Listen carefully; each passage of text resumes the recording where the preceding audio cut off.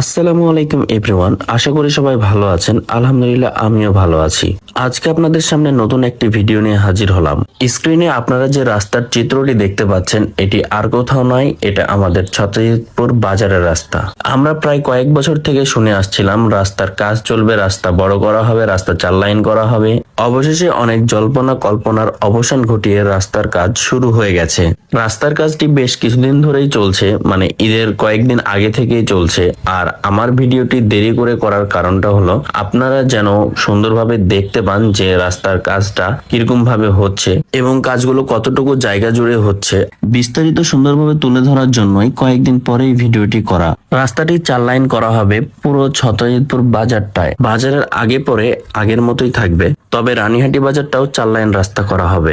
রাস্তার কাজ শুরু হওয়ার সময় আমরা ভেবেছিলাম সেটা একদম চাঁপানবাবগঞ্জ থেকে পুরো সোনা মসজিদ পর্যন্ত 4 লাইন করা হতে পারে। তবে দুঃখজনক যে এটা পুরো রাস্তাটা 4 লাইন হচ্ছে না। চাঁপাইনবাবগঞ্জ থেকে সোনা মসজিদ পর্যন্ত রাস্তাটি পুরো 4 লাইন হওয়া খুবই জরুরি ছিল, কারণ এই রাস্তায় অনেকগুলো ট্রাক এবং ভারী যানবাহন চলাচল করে। সেই তুলনায় রাস্তাটি চওড়া খুবই কম এবং প্রচুর পরিমাণে অ্যাক্সিডেন্ট বেড়েছে এই রাস্তায়। প্রতিদিন কোথাও না কোথাও শোনা যাচ্ছে একটা দুইটা অ্যাক্সিডেন্টের ঘটনা ঘটেই চলেছে। সেই দিক দিয়ে বিবেচনা করতে গেলে এটা আমাদের জন্য খুবই দুঃখজনক যে এই রাস্তাটি সম্পূর্ণ 4 লাইন করা হলো না।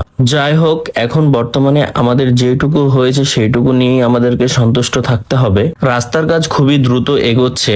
যারা এই রাস্তায় প্রতিনিয়ত চলাচল করেন তারা অবশ্যই দেখতে পাবেন যে রাস্তাটি শুরুর পর থেকে খুব দ্রুত সময়ে অনেকটুকু কাজ সম্পন্ন হয়েছে এবং চলছে। বাজারের প্রায় অর্ধেক পর্যন্ত এইভাবে মাটি তোলা হয়ে গেছে এবং তার উপরে বালি দেওয়া হয়ে গেছে।